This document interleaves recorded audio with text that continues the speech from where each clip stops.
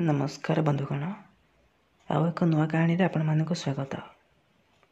आज यही कहानी आम पाखक सेयार करिसेंती ममता भाउज जी कि मुंबई रे रुहंती। तांका घर केन्द्रापड़ा ओडिशार केन्द्रापड़ा किंतु तांका स्वामी मुंबई रे एक कंपनी रे चाकरी करिथिबारु से मुंबई रे गोटे रेंट रे घर नहीं रुहंती। से कहिसेंती तांका जीवन रे से तांका दियरंक सह माने से तांका जीवन एक भूल करी बसचंती तांका दियरंक सह जहा फल रे से आज पर्यंत आज भी पश्चाताप करुछंती कि से एमितिका भूल काम काहेकि करुथिले। तो सही कहानी आमको से शेयर करी या कहछंती कि ए कहानी समस्ते सुनिबा दरकार सेति से आमको ए कहानी शेयर करिसेंती। तेबे चलंत अब से देरी न करी संपूर्ण कहानी सुनिबा जहा ममता भाउज आमको पठाइछंती। तेबे आपण मानकु अनुरोध कि आपण वीडियो को मूल शेष पर्यंत पूरा ध्यान सहित देखते तेज जाकि आप संपूर्ण कहानी को बुझीपारे।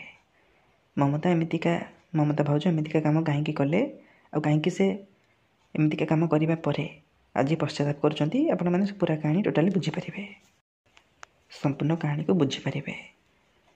तेज चलते बेस डेरी नक संपूर्ण कहानी शुणा। ममता भाउज कहते कि आज को ठीक 2 वर्ष तले तांकर विवाह होइतिला। तांकर विवाह पूर्वर से कहते तांकर 2 जन 3 जन तांकर बॉयफ्रेंड थिले। जनक सहित से केवल फोन रे कथा होउतिले आ जनक सहित से कॉलेज रे देखा साक्षात होउतिला। आउ जने लोक थिला आउ जने पिला थिला तांका घर पाख पिला जे कि ममता सहित बहुत समय धरी मिसुतला माने बहुत क्लोजली मिसुतला। जी केवल फोन रे कथा होउतिला से ममता भाउज कहते कि से माने फेसबुक रे तांको लाइक करिथिला किंतु आउ जे कॉलेज रे तांको भेट होइतिला कालो कॉलेज रे तांको भल पाउतिला। कॉलेज रो सीधा घर को से चली आसुतिले। कॉलेज रे तांकर सेमिति कोनोसी पाप संपर्क नथिला केवल देखा साक्षात हाय हेलो बसिकी कथा हेबे एमिति मु जेंति कहूची आपण माने बुझी पारुथिबे। किंतु घर पाखर जो तांकर प्रेमिक जे थिला सीए तांको सहित फोन रे कथा होउतिला। तांको सहित संध्या बेले पार्क केबे केबे बुलिबा पे जाउतिला किंतु राति समय रे से प्राय समय ममता सहित बिताउतिला। कौनसी ना कौनसी बहाना करिकि से ममता घर को राति लुचिकी पळै आसे आउ ममता रूम रे दुहे बंद हो जाती बोली ममता कहते। तो एमती तांकर पाखापाखि 2 ରୁ 2.5 वर्ष चलिला। बाहागर पूर्वर से प्रेमिक सहित से 2 ରୁ 2.5 वर्ष पर्यंत एमतीका काम करी चलिले। एमतीका पाप संपर्क रे बांधी होई गले। सेतेबेले आज्ञा ममता कहबा मुताबक सेतेबेले तांको माइंडटा सेमिति थिला किंतु एबे संसार को आसला परे तांको माइंड टोटाली चेंज हो गला। से भल रास्ता रे पाद देले। गोड़े लागिथिबा कादुआ को धोई एबे भल रास्ता रे पाद देले। मु कोन कहूची आपण माने भलरे बुझी पारुथबे। तो ममता कहबा मुताबक एमती बाहागर पूर्व से कांड कानामा करिथिले किंतु जेतेबेले तांकर विवाह होई गला तांको स्वामी चाकरी कारण गाँ छाड़ी तांको मुंबई आसीबाको पड़ला। तो गाँव से जो पिलाटी ताको छाड़ीबा को पड़ला। आ फेसबुक रे तो जहाँ संगे से कथा होतिले ताको मध्ये छाड़ीबा को पड़ला। आ कॉलेज रो जो संगतार थिला माने तांकर जो प्रेमिक कॉलेज रे थिले कॉलेज सरिया परे ताको मध्ये से विदाय दे दैथिले। तो एमिति तांको जीवन रे एबे केवल तांको स्वामी थिले। बाहागर परे जेतेबेले से जानिबा को पाइले कि तांको स्वामी तांकोठु बयस रे बहुत बड़ आ से शरीर रो टिके दुर्बल मु कोन कहूची आपण माने बुझी पारुथबे। से तांको खुशी करि पारले नाही बोले ममता कहचंती। तांकर बाहागर वर्षे पर गोटे पिला मध्ये जन्म हैला। तांकर गोटे झियो जन्म हैला किंतु ममता कहबा मुताबक तांको बसिए एबे मध्ये भोकरे रहउतले। तांको कहबा मुताबक तांको भोक मेंटिया पई तांको स्वामी सक्षम नथिले। से एबे मध्ये जहाँ चाहूले तांको स्वामी तांको देई पारु नथिले। जेमिति कि म आपण माने कहली से शरीर रे टिके दुर्बल थिले आ तांकर सेते पेशेंस नथिला जाकि ममता को खुशी करि परिबो। काहेकि ना एहा तो से पूर्वरु करी आसीथिले। पूर्वरु गाँ पाख एक घर पाख एक पिला सहित से करी आसीथिले। जेहेतु ये तांको बयस टिके बड़ हेबे सेति पई से तांको एते भलरे खुशी करि पार नथिले। तो एहा परठु ममता खोजिबा को लागिले अन्य एक पुरुष को से खोजिबा को लागिले। तांको आखि खोजी बुलिला जे कि तांको खुशी करि परिबो। बाहागर पर मुहूर्त कथा म कहूची किंतु तांको स्वामी जेतेबेले तांको स्वामी तांको कोनोसी संदेह करि नथिले किंतु ସେମାନେ ମୁମ୍ବାଇର ଏକ ରେଣ୍ଟରେ ଘର ମାନେ ଗୋଟେ ଘର ରେଣ୍ଟରେ ନେଇ ରହୁଥିଲେ, ଗୋଟେ କଲୋନୀ ଆପାର୍ଟମେଣ୍ଟ ରେଣ୍ଟରେ ନେଇ ରହୁଥିଲେ। ତାଙ୍କ ସ୍ୱାମୀ ଯେତେବେଳେ ଅଫିସ୍ ଯାଉଥିଲେ ଦିନରେ 10ଟାରୁ 6ଟା ଯେତେବେଳେ ଅଫିସ୍ ଯାଉଥିଲେ ତାଙ୍କ ଘରକୁ ସେ ବାହାରେ ତାଲା ପକାଇ ଦେଇକି ପଳାଉଥିଲେ। ଏହା କୌଣସି ବନ୍ଦୀ କଥା ଉଠୁନି ଆଜ୍ଞା। ଏମିତି ନୁହେଁ କି ସେ ତାଙ୍କ ସ୍ତ୍ରୀଙ୍କୁ ମାଡ଼ ଗାଳି ମାରିକି ବାହାରେ ପଟେ ତାଲା ପକାଇ ଦେଇକି ପଳାଉଥିଲେ, ଏମିତି ନୁହେଁ। ସେ କହୁଥିଲେ ତମେ ମୁଁ ଗଲା ପରେ ତମେ ଆଉ କ'ଣ କରିବ, କାହିଁ ହଇରାଣ ହେବ, କି କାହିଁ ଭିତରକୁ ଆସିବ, ସେଥିପାଇଁ ସେ ବାହାରେ ତାଲା ପକାଇ ଦେଇକି ପଳାଉଥିଲେ। ଏଟା ଭଲରେ ବୁଝେଇ ଦେଇକି ତାଙ୍କୁ ବାହାରେ ତାଲା ପକାଇ ଦେଇକି ପଳାଉଥିଲେ। ଆଉ ଏହା ମମତା ମଧ୍ୟ କିଛି କହିପାରୁନଥିଲେ, କାହିଁକିନା ଯଦି ସେ ତାଙ୍କ ମନରେ ଡର ଥିଲା, ଯଦି ସେ କିଛି କହିଦେଇଥାନ୍ତେ ତାହେଲେ ହୁଏତ ତାଙ୍କ ସ୍ୱାମୀ କାଳେ ସନ୍ଦେହ କରିବେ କି। ଏଇଟା ଆଜ୍ଞା ଗୋଟେ ନର୍ମାଲ୍ କଥା, କାହିଁକିନା ଯିଏ ବାହାଘର ପୂର୍ବରୁ ପାପ ସମ୍ପର୍କରେ ବାନ୍ଧି ହୋଇଥାଏ ତାଙ୍କ ମନରେ ସବୁବେଳେ ଗୋଟେ ନା ଗୋଟେ ଡର ରହିଥାଏ। କାଳେ ତାଙ୍କ ସ୍ୱାମୀ ତାଙ୍କ ପୂର୍ବ ପ୍ରେମ କାହାଣୀ ଜାଣିଯିବେ କି, ତାଙ୍କୁ ଘରୁ ବାହାର କରିଦେବେ କି, ଏମିତି ତାଙ୍କ ମନରେ ଡର ନିଶ୍ଚୟ ଥାଏ। ଏଇଟା ଆପଣମାନେ ସମସ୍ତେ ବୁଝିପାରୁଥିବେ। ତ ଏମିତି ମମତା ମଧ୍ୟ ସବୁକିଛି ଜାଣି ମଧ୍ୟ ଚୁପଚାପ ରହିବାକୁ ଲାଗିଲେ। ତାଙ୍କ ସ୍ୱାମୀ ତାଙ୍କୁ ବାହାର ପଟୁ ତାଲା ପକାଇ ଦେଇକି ଯାଉଥିଲେ। ଏମିତିକି ସେ ମଧ୍ୟ କହିଛନ୍ତି କି ତାଙ୍କ ସ୍ୱାମୀ ଯେତେବେଳେ ଗେଟ୍ ଟୁଗେଦରରେ କାହା ଘରକୁ ଯାଆନ୍ତି କିମ୍ବା କେଉଁ ରେଷ୍ଟୁରାଣ୍ଟକୁ ଯାଆନ୍ତି କିମ୍ବା ଯେଉଁଠିକି ବି ଯାଆନ୍ତି ତାଙ୍କ ସାଙ୍ଗମାନଙ୍କ ସହ ତାଙ୍କ ସ୍ତ୍ରୀଙ୍କୁ ବେଶୀ ମିଶିବା ପାଇଁ ଦିଅନ୍ତିନି। ମାନେ ମମତାଙ୍କୁ ତାଙ୍କ ସ୍ୱାମୀଙ୍କ ସାଙ୍ଗ ସହିତ ସେ ବେଶୀ ମିଶିବା ପାଇଁ ଦିଅନ୍ତି ନାହିଁ, ଅନ୍ୟ କେଉଁ ପୁରୁଷମାନଙ୍କ ସହିତ ବେଶୀ ମିଶିବା ପାଇଁ ଦିଅନ୍ତି ନାହିଁ ବୋଲି ମମତା କହିଛନ୍ତି। ତ ଏମିତିରେ ମମତା ବହୁତ ଦୁଃଖରେ ରହିବାକୁ ଲାଗିଲେ।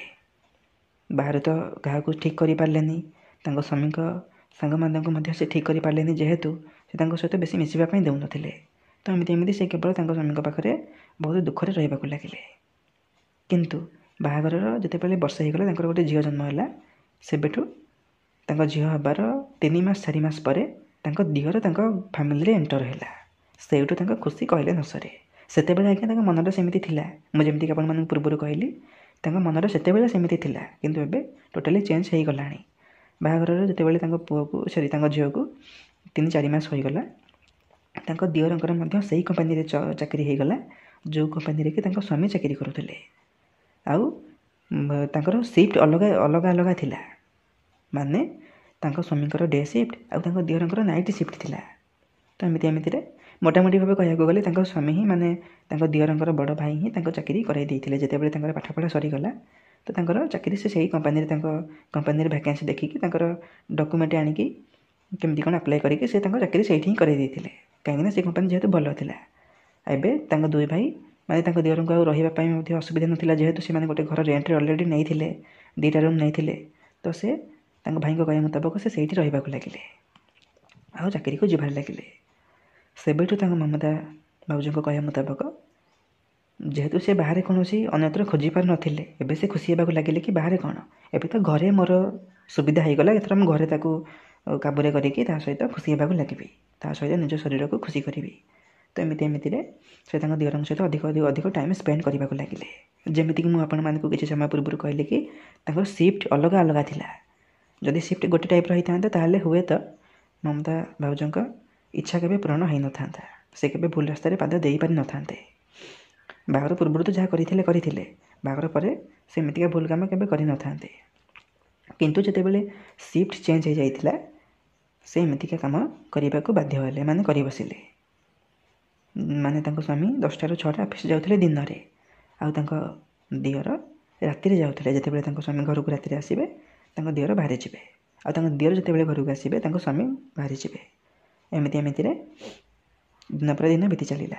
ସେତେବେଳେ ମମତା ଭାଉଜ କହିଛନ୍ତି ଯେତେବେଳେ ତାଙ୍କ ଦିଅର ଦିନ ଯାକ ଘରେ ଥିଲେ ସେ ପ୍ରାୟ ସମୟ ତାଙ୍କ ଦିଅରଙ୍କ ସହିତ ବାହାରକୁ ସପିଂ କରିବାକୁ ଯାଆନ୍ତି, ଜିନିଷପତ୍ର ଯାହା ବି ଆଣିବା ହେବ ତାଙ୍କ ସହିତ ଯାଆନ୍ତି, ଆଉ ତାଙ୍କ ସହିତ ଘରେ ଥିଲାବେଳେ ବି ତାଙ୍କ ସହିତ ବହୁତ କ୍ଲୋଜଲି ମିଶନ୍ତି। ତାଙ୍କ ସହିତ ମୁଭି ଦେଖିବା, ସିରିଏଲ୍ ଦେଖିବା, ତାଙ୍କ ସହିତ ଗେମ୍ ଖେଳିବା, ଏମିତି ତାଙ୍କ ସହିତ ଭଲ ମନ୍ଦ କଥା ହେବା, ଏମିତି ସେ ତାଙ୍କ ସହିତ ଅଧିକ କ୍ଲୋଜ୍ ହେବାରେ ଲାଗିଲେ। ଏମିତିକି ସେ ତାଙ୍କ କଲେଜ ସମୟରେ ପ୍ରେମ କାହାଣୀ ମଧ୍ୟ ତାଙ୍କ ଦିଅରଙ୍କଠୁ ପଚାରୁଥିଲେ। ମାନେ ତାଙ୍କ ମମତା ଭାଉଜ ତାଙ୍କ ଦିଅରଙ୍କୁ ଏହା ପଚାରୁଥିଲେ କି ତମର କେହି ଗାର୍ଲଫ୍ରେଣ୍ଡ ଅଛନ୍ତି କି ନାହିଁ, ଯଦି ନାହିଁ କ'ଣ ପାଇଁ ନାହିଁ, ସେ ତ ମନା କରୁଥିଲେ ନାହିଁ ମୋର କେହି ନାହାନ୍ତି। ଏମିତି ତାଙ୍କୁ ସବୁ କଥା ପଚାରିବାକୁ ଲାଗିଲେ, ଏମିତି ଅଧିକରୁ ଅଧିକ କ୍ଲୋଜ୍ ହେବାରେ ଲାଗିଲେ। ଏମିତିରେ ମମତା ଭାଉଜ କହିଛନ୍ତି କି ସେ ତାଙ୍କୁ ଏମିତି କଥାରେ ବଶବର୍ତ୍ତୀ କରିନେଲେ, କିନ୍ତୁ ସେ ତାଙ୍କୁ ଏବେ ପର୍ଯ୍ୟନ୍ତ ବି କହିନଥିଲେ କି ତାଙ୍କ କଲେଜ ବେଳର ତାଙ୍କ ପ୍ରେମିକ ମାନେ ତାଙ୍କର 3 ଜଣ ପ୍ରେମିକ ଥିଲେ, ଏହା ସେ କାହାକୁ ବି କହିନଥିଲେ। କେବଳ ଆପଣମାନେ ଶୁଣିବାକୁ ପାଉଛନ୍ତି।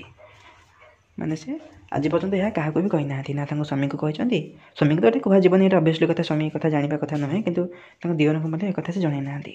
ତାଙ୍କ ଦିଅରଙ୍କ ସହିତ ସେ ପୁରା ସତୀ ଭଳିଆ କଥା ହେଉଥିଲେ। ଆଉ ଏମିତି ଏମିତି ଧୀରେ ଧୀରେ ତାଙ୍କ ସହିତ କ୍ଲୋଜ୍ ହେବାରେ ଲାଗିଲେ। ସେ କେବଳ ଏତିକି କହିଲେ କି ତୁମ ଭାଇ ମୋତେ ଖୁସି କରିପାରୁନାହାନ୍ତି କି ମାନେ ତୁମ ଦୁଇ ଭାଇ ବହୁତ ଡିଫରେନ୍ସ, ତୁମେ ତୁମ ଭାଇଙ୍କ ଭଳିଆ ନୁହେଁ, ତୁମେ ତୁମ ଭାଇଙ୍କଠୁ ଆହୁରି ଶକ୍ତ, ମାନେ ବହୁତ ବୁଦ୍ଧିମାନ, ଏମିତି ଏମିତି ତାଙ୍କ ସହିତ ଅଧିକରୁ ଅଧିକ କ୍ଲୋଜ୍ ହେବାରେ ଲାଗିଲେ। ଆଉ ତାଙ୍କୁ ସବୁବେଳେ ଟେକି ଟେକି କହିବାକୁ ଲାଗିଲେ। ମମତା ଭାଉଜଙ୍କ କହିବା ମୁତାବକ ତାଙ୍କର ଏଇ କଥାରେ ଧୀରେ ଧୀରେ ତାଙ୍କ ଦିଅର ମଧ୍ୟ ତାଙ୍କ ଆଡ଼କୁ ଆକୃଷ୍ଟ ହେବାରେ ଲାଗିଲେ, ଆକର୍ଷିତ ହେବାରେ ଲାଗିଲେ। ଏହାପରେ ଗୋଟେ ଦିନ ମମତା ଭାଉଜ ଯେତେବେଳେ ତାଙ୍କ ଦିଅରଙ୍କ ସହିତ ଅଧିକରୁ ଅଧିକ କ୍ଲୋଜ୍ ହେଇଗଲେ, ଗୋଟେ ଦିନ ସେମାନେ ଏକ ହେଇଗଲେ। ଦୁହିଁଙ୍କ ମନ ଏକ ହେଇଗଲେ। ଆଉ ସେମାନେ କାମନାର ନିଆଁରେ ଉବୁଟୁବୁ ହେବାରେ ଲାଗିଲେ। ମମତା ଭାଉଜଙ୍କର ଯାହା ଇଚ୍ଛା ଥିଲା, ବହୁ ଦିନରୁ ଯାହା ଇଚ୍ଛା ଥିଲା, ଯାହା ସ୍ୱପ୍ନ ଥିଲା ତାଙ୍କର, ତାହା ତାଙ୍କ ଦିଅର ଏବେ ପୂରଣ କରୁଥିଲେ। ତ ଏମିତି ଧୀରେ ଧୀରେ ଧୀରେ ଧୀରେ ତାଙ୍କ ସମ୍ପର୍କ ସେମିତି ନିବିଡ଼ ହେବାରେ ଲାଗିଲା। ତାଙ୍କ ସମ୍ପର୍କ ସେମିତି ଧୀରେ ଧୀରେ ବଢ଼ିବାରେ ଲାଗିଲା। ତାଙ୍କ ଦିଅର ମଧ୍ୟ ଖୁସି, ତାଙ୍କ ମମତା ଭାଉଜ ମଧ୍ୟ ଖୁସି। ଏମିତି ଏମିତିରେ ସେ ତାଙ୍କ ସ୍ୱାମୀକୁ ଧୋକା ଦେଇ ତାଙ୍କ ଦିଅର ସହିତ କାରବାର କରିବାକୁ ଲାଗିଲେ। ଆଉ ତାଙ୍କ ଦିଅର ମଧ୍ୟ ନିଜ ଭାଇକୁ ଧୋକା ଦେଇ, ଯେଉଁ ଭାଇ ମାନେ ତାଙ୍କ ସାନ ଭାଇ ପ୍ରତି ଏତେ କେୟାରଫୁଲ୍, ତା ସାନ ଭାଇର ଚାକିରି କରାଇ ଦେଲେ, ତା ସାନ ଭାଇକୁ ପଇସା ପତ୍ର ଦେଇକି ତାଙ୍କୁ ପାଠ ପଢ଼ାଇଥିଲେ, ସେଇ ଭାଇକୁ ଏବେ ତାଙ୍କ ଦିଅର ଧୋକା ଦେଲେ ବୋଲି ମମତା ଭାଉଜ କହିଛନ୍ତି। ଆଉ ଏହା କେବଳ ସେ ନିଜ ଉପରକୁ, ନିଜ ମୁଣ୍ଡରେ ଦୋଷ ନ ଦେଉଛନ୍ତି କି ତାଙ୍କ ଯୋଗୁଁ ସେ ଦୁଇ ଭାଇ ଦୁହେଁ ଦୁହିଁଙ୍କୁ ଧୋକା ଦେଲେ। ଦୁହେଁ ଦୁହିଁଙ୍କୁ ଆଜ୍ଞା ନୁହେଁ, ତାଙ୍କ ଦିଅର କେବଳ ତାଙ୍କ ସ୍ୱାମୀଙ୍କୁ ଧୋକା ଦେଲେ। କାହିଁକି ନା ଯଦି ତାଙ୍କ ସ୍ୱାମୀ ସେମିତି ଭାବିଥାନ୍ତେ, ମମତା ଭାଉଜଙ୍କ କହିବା ମୁତାବକ, ଯଦି ତାଙ୍କ ସ୍ୱାମୀ ସେମିତି ଭାବିଥାନ୍ତେ କି ମୋ ଦିଅର ଏଠିକି ଆସିଲେ ମୋ ସ୍ତ୍ରୀ ସହିତ କିଛି ଖରାପ କାମ କରି ବସିବ, ମୁଁ ତାକୁ ଗୋଟେ ଘରେ ରଖିବା ପାଇଁ ଚାହୁଁନି, ତାହେଲେ ସେ ତାକୁ ଏଠିକି ଆଣିକି ଅଲଗା ଜାଗାରେ ରଖିପାରିଥାନ୍ତେ। କିନ୍ତୁ ସେ ତାକୁ ଏତେ ବିଶ୍ୱାସ କଲେ, ନିଜ ଭାଇକୁ ଏତେ ବିଶ୍ୱାସ କରିଥିଲେ, ନିଜ ସ୍ତ୍ରୀକୁ ଏତେ ବିଶ୍ୱାସ କରିଥିଲେ କି ସେ ଦୁହିଁଙ୍କ ସମ୍ପର୍କ ସେମାନେ ମାନେ ତାଙ୍କ ସ୍ୱାମୀ ମା ପୁଅ ଭଳି ଦେଖୁଥିଲେ। ସେ କହିଥିଲେ କି ଭାଉଜ ତ ମା ସମାନର, ଆଉ ମୋ ଭାଇ ମଧ୍ୟ ସେମିତି ନୁହେଁ ଯାହାଫଳରେ କି ମୋ ସ୍ତ୍ରୀ ସହିତ ଏମିତିକା କାମ କରି ବସିବ। ତ ସେ ତାଙ୍କୁ ବହୁତ ବିଶ୍ୱାସ କରି ଗୋଟେ ଘରେ ତାଙ୍କୁ ଦୁଇ ଜଣଙ୍କୁ ଛାଡ଼ି ଦେଇଥିଲେ। ଯେତେବେଳେ ସେମାନେ ବାହାରକୁ ମଧ୍ୟ ଯାଉଥିଲେ, ସେ ଆଖି ବୁଜା ଖୋଲା ସେମାନଙ୍କୁ ଛାଡ଼ି ଦେଉଥିଲେ। ହଁ, ମୁଁ ତ ଯାଇପାରୁନି, ତୁମେ ଦୁଇ ଜଣ ଯାଅ। ତ ଏମିତିରେ ସେ ତାଙ୍କୁ ଫ୍ରିଡ଼ମ୍ ଦେଇଥିଲେ। କିନ୍ତୁ ଏ ଦୁହେଁ ଯେ ତାଙ୍କୁ ଧୋକା ଦେବେ, ସେ ଏହା କେବେ ଜାଣିନଥିଲେ। ଆଜି ପର୍ଯ୍ୟନ୍ତ ମଧ୍ୟ ସେ ଜାଣିନାହାନ୍ତି। ତ ଘଟଣା ଯେତେବେଳେ ବଢ଼ିଲା ଧୀରେ ଧୀରେ ତାଙ୍କ ସମ୍ପର୍କ, ସେମାନେ ସବୁବେଳେ ମିଶିବାରେ ଲାଗିଲେ, ଦିନ ବେଳା ସବୁବେଳେ ସେମାନେ ମିଶିବାରେ ଲାଗିଲେ। ଏମିତି ପାଖାପାଖି 7-8 ମାସ ବିତିଗଲା। ମାନେ ତାଙ୍କ ଦିଅର ସେଠିକି ରହିବାର 7-8 ମାସ ବିତିଗଲା। ଆଉ ସେତେବେଳେ ମମତା ଭାଉଜ ପ୍ରେଗନେଣ୍ଟ ହୋଇଗଲେ। ଆଉ ଏବେ ସେ ପୁଅକୁ ଜନ୍ମ ଦେଇଛନ୍ତି। ତାଙ୍କ ପୁଅକୁ ଜନ୍ମ ଦେବା ପରେ ତାଙ୍କ ଦିଅରଙ୍କର ମଧ୍ୟ ଗୋଟେ ଜାଗାରେ ବିବାହ ହୋଇଗଲା। ଆଉ ସେ ଜାଗା ଛାଡ଼ି ଅନ୍ୟ ଏକ ଜାଗାକୁ ସିଫ୍ଟ ହୋଇଗଲେ। କମ୍ପାନୀ ତ ତାଙ୍କର ଚାକିରି ତ ତାଙ୍କର ସେଇ ଗୋଟିଏ ଥିଲା, କିନ୍ତୁ ତାଙ୍କ ଘର ଛାଡ଼ି ସେ ଅନ୍ୟ ଏକ ଜାଗାକୁ ସିଫ୍ଟ ହୋଇଗଲେ। ଏହାପରେ ମମତା ଭାଉଜଙ୍କର ପୂର୍ବପରି ଅବସ୍ଥା ପୁଣି ଆସିବାକୁ ଲାଗିଲା। ଏହାପରେ କିନ୍ତୁ ସେ ଅନ୍ୟ ଏକ ପୁରୁଷକୁ ନ ଖୋଜି ନିଜକୁ ବୁଝାଇବାରେ ଲାଗିଲେ କି ମୁଁ ଜଣଙ୍କ ହାତ ଧରି ବିବାହ କରିଛି, ଏମିତି ଯଦି ମୁଁ 12 ଘରେ ପାଣି ପିଇବି ତାହେଲେ ମୋ ଶୋଷ କେବେ ମେଣ୍ଟିବନି। ତ ଏହା ସେ ନିଜ ମନକୁ ବୁଝାଇବାକୁ ଲାଗିଲେ। ଆଉ ନିଜ ଦୁଇ ପିଲାଙ୍କୁ ଧରି ସେ ଖୁସି ହେବାରେ ଲାଗିଲେ, ଆଉ ଖୁସିରେ ରହିବାକୁ ଲାଗିଲେ। ତାଙ୍କର ସେ ବହୁତ ଭଲ ଭାବରେ ଜାଣିଛନ୍ତି କି ତାଙ୍କର ପୂର୍ବ ଯେଉଁ ପିଲାଟି ଝିଅ ହେଇଥିଲା, ଏଇଟା ତ ତାଙ୍କ ସ୍ୱାମୀଙ୍କର, କିନ୍ତୁ ତାଙ୍କର ଏବେ ପରେ ଯେଉଁ ପୁଅଟି ହେଲା, ଏଇଟା ତାଙ୍କ ଦିଅରଙ୍କର ବୋଲି ସେ ପୁରା 100% ଜାଣି ସାରିଥିଲେ। କିନ୍ତୁ ତାଙ୍କ ସ୍ୱାମୀଙ୍କୁ ଧୋକା ଦେଇ ସେ ଏହା ଲୁଚେଇଥିଲେ, ନିଜ ଗୁପ୍ତରେ ମନ କଥା ମନେ ରଖିଥିଲେ। ଆଉ ତାଙ୍କ ଭାଇ ମଧ୍ୟ ତାଙ୍କ ଦିଅର ମଧ୍ୟ ଏକଥା କାହାକୁ କହିନଥିଲେ। ସେମାନେ ଦୁହିଁଙ୍କ ମନରେ ଏ ପାପ ସମ୍ପର୍କ ଲୁଚି ରହିଥିଲା, କେହି କାହାକୁ କହିନଥିଲେ। ତ ଏମିତିରେ ସେ ତାଙ୍କ ଭୁଲକୁ ବୁଝେଇ ପାରିଲେ, ଆଉ ନିଜ ସ୍ୱାମୀଙ୍କ ଛଡ଼ା ସେ ଅନ୍ୟ କେଉଁ ପୁରୁଷକୁ ଖରାପ ନଜରରେ ଦେଖିବା ବନ୍ଦ କରିଦେଲେ। ସେବେଠାରୁ ସେ ସବୁବେଳେ ପଶ୍ଚାତାପ କରିବାରେ ଲାଗିଲେ କି ସେ କାହିଁକି ନିଜ ସ୍ୱାମୀକୁ ଧୋକା ଦେଉଥିଲେ। ବାହାଘର ପୂର୍ବରୁ ତ ସେ ଯାହା କରିଥିଲେ, ଏଇଟା ବି ଗୋଟେ ଭୁଲ କଥା କରିଥିଲେ ବୋଲି ନୁହେଁ, ଏଇଟା ଗୋଟେ ପ୍ରକୃତରେ ଗୋଟେ ଭୁଲ କଥା ଦେଖିବାକୁ ଗଲେ। କିନ୍ତୁ ବାହାଘର ପରେ ମଧ୍ୟ ସେମିତିକା କାମ କରି ବସିଲେ। ଏହା ପରଠୁ ସେ ସବୁବେଳେ ପଶ୍ଚାତାପ କରିବାରେ ଲାଗିଲେ କି ମୁଁ ଏମିତିକା କାମ କାହିଁକି କଲି। ଦୁଇ ଭାଇଙ୍କ ମନରେ ଯେଉଁ ପ୍ରେମ, ତାକୁ ମୁଁ ମଝିରେ ପାଚେରୀ ସୃଷ୍ଟି କରିଦେଲି। ସେ ଦୁଇ ଭାଇ ଏବେ ବି ଦେଖା ସାକ୍ଷାତ ସବୁ ଭଲ ମନ୍ଦ, କିନ୍ତୁ ତାଙ୍କ ମନରେ ତ ଗୋଟେ ଜିନିଷ ରହିଗଲା ନା, ତାଙ୍କ ଦିଅରଙ୍କ ମନରେ ଗୋଟେ ଜିନିଷ ରହିଗଲା କି ମୁଁ ମୋ ଭାଉଜ ସହିତ ଏମିତିକା କାମ କରିକି ମୋ ଭାଇକୁ ଧୋକା ଦେଲି ବୋଲି। ତ ସେଇଟା ମମତା ଭାଉଜ କହିବାକୁ ଚାହୁଁଛନ୍ତି। ତାଙ୍କ ଯୋଗୁଁ କେବଳ ହେଲା ବୋଲି ସେ ଜାଣିସାରିଛନ୍ତି। ଆଉ ସେବେଠାରୁ ସେ ସବୁବେଳେ ପଶ୍ଚାତାପରେ ବୁଡ଼ି ରହୁଛନ୍ତି। गोटे पाप संपर्क जेहेतु बांधी गले से सब बेले पश्चाताप कर लगुंट से से ये कहानी आमको सेयार करी कहले कि मो जीवन में जो भूल कम मुझे बसिली एमतीका भूल कम जमी अगर कहीं न करूँ निज स्वामी जदि शक्त नुहति कोपटे खुशी हे आप से कथा आप निजे भावतु किंतु अन्य को पुरुष को चाहतु ना अन्य को पुरुष सहित एमतीका कम करतु ना बोली ममता भाउज खुला खुला कहते। तेबे आपण मानकर मतामत ये कहानी माध्यम कौन आपण मैंने कहानी कौन शुणा पाइले कहानी एक्चुअली ममता भाउजर केते दूर भूल केते दूर ठीक आ दियरंकर केते दूर भूल केते दूर ठीक आ स्वामींकर ए किसी भूल अच्छी कि ना आपण मैंने मत कमेंट कर निश्चय जनइबे। आपण मानकर मतामत मु कमेंट बॉक्स रे अपेक्षा करिथिबी। आउ जदि आपण माने भी आपण मानक जीवन में घटिथिबा एमिति किछि कहानी हम सहित शेयर करबा पई चाहुछंती ताले हम इंस्टाग्राम आईडी रे हम पाखकु ए कहानी शेयर करि परिबे। हम इंस्टाग्राम लिंक वीडियो डिस्क्रिप्शन में दिया जायछि। तेबे आज पई विदाय दियंतु पुणी देखाबो एमिति एक नुआ कहानी रे। तेबे वीडियो को लाइक वीडियो को लाइक करंतु शेयर करंतु आ एपरि नुआ नुआ कहानी सुनिबा पई चाहंतिले चैनल को सब्सक्राइब करि दियंतु। धन्यवाद।